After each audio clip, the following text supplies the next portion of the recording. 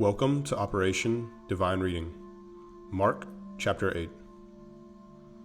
In those days, the multitude being very great and having nothing to eat, Jesus called his disciples to him and said to them, I have compassion on the multitude, because they have now continued with me 3 days and have nothing to eat. And if I send them away hungry to their own houses, they will faint on the way, for some of them have come from afar. Then his disciples answered him, How can one satisfy these people with bread here in the wilderness? He asked them, How many loaves do you have? And they said, 7. So he commanded the multitude to sit down on the ground. And he took the 7 loaves and gave thanks, broke them, and gave them to his disciples to set before them. And they set them before the multitude. They also had a few small fish.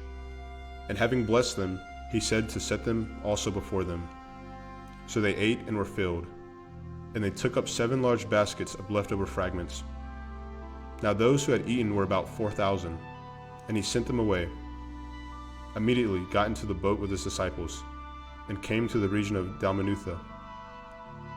Then the Pharisees came out and began to dispute with him, seeking from him a sign from heaven, testing him.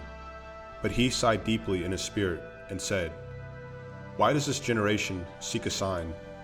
Assuredly, I say to you, no sign shall be given to this generation. And he left them, and getting into the boat again, departed to the other side.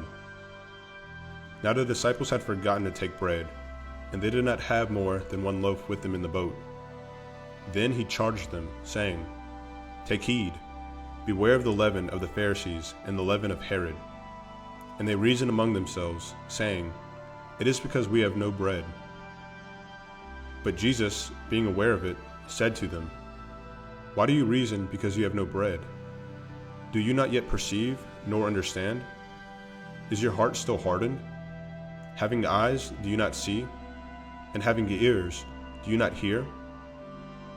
And do you not remember, when I broke the 5 loaves for the 5,000, how many baskets full of fragments did you take up?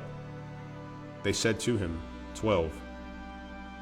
Also, when I broke the 7 for the 4,000, how many large baskets full of fragments did you take up? And they said to him, 7. So he said to them, How is it you do not understand? Then he came to Bethsaida, and they brought a blind man to him, and begged him to touch him. So he took the blind man by the hand and led him out of the town. And when he had spit on his eyes and put his hands on him, he asked him if he saw anything. And he looked up and said, I see men, like trees, walking. Then he put his hands on his eyes again, and made him look up. And he was restored, and saw everyone clearly. Then he sent him away to his house, saying, Neither go into the town, nor tell anyone in the town. Now Jesus and his disciples went out of the towns of Caesarea Philippi, and on the road he asked his disciples, saying to them, Who do men say that I am? So they answered, John the Baptist, but some say Elijah, and others one of the prophets. He said to them, But who do you say that I am? Peter answered and said to him, You are the Christ. Then he strictly warned them that they should tell no one about him. And he began to teach them that the Son of Man must suffer many things and be rejected by the elders and chief priests and scribes, and be killed, and after 3 days rise again. He spoke this word openly. Then Peter took him aside and began to rebuke him. But when he had turned around and looked at his disciples, he rebuked Peter, saying, Get behind me, Satan, for you are not mindful of the things of God, but the things of men. When he had called the people to himself, with his disciples also, he said to them, Whoever desires to come after me, let him deny himself, and take up his cross and follow me.